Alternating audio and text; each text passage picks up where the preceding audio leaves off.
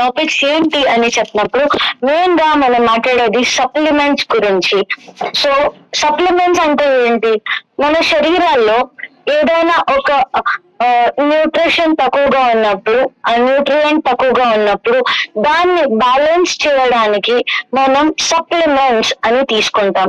So ఈ supplements నుంచి మనకు తక్కువగా ఉన్న న్యూట్రియంట్స్ బ్యాలెన్స్ అవ్వడం లేదంటే మనకు హెల్తీగా పెట్టడానికి హెల్ప్ అవుతూ ఉంటుంది. రైట్. సప్లిమెంట్స్ మెడికేషన్స్ అంటే కాదు. మెడికేషన్స్ వేరు, సప్లిమెంట్స్ వేరు.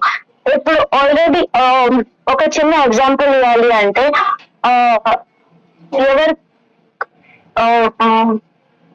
Okay, Covid time for example best example అంటే కోవిడ్ టైం.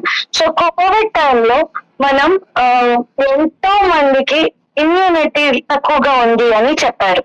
సో ఇమ్యూనిటీ తక్కువగా ఉన్న వారికి మెడికేషన్స్ ఇచ్చి హాస్పిటల్లో అడ్మిట్ చేసి టాబ్లెట్స్ ఇస్తూ రికవర్ చేయడానికి హెల్ప్ చేస్తున్నారు డాక్టర్స్.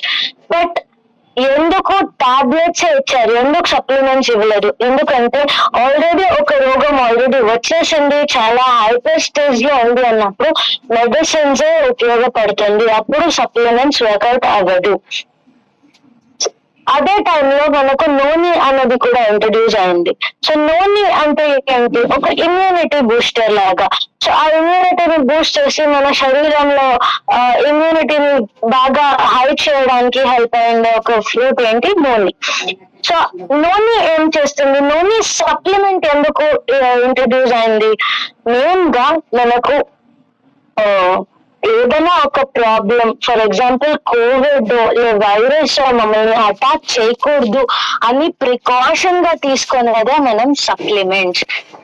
సో సప్లిమెంట్స్ ఎప్పుడైనా బ్యాలెన్స్ చేస్తుంది. ఏదైనా ప్రాబ్లమ్ ఈ స్టార్టింగ్ స్టేజ్ లో అంటే బ్యాలెన్స్ చేయడానికి హెల్ప్ అవుతుంది. రాకూడదు అనడానికి కంప్లీట్ ప్రికాషన్స్ అనేది మనకు సప్లిమెంట్స్ నుంచి దొరుకుతూ ఉంటుంది.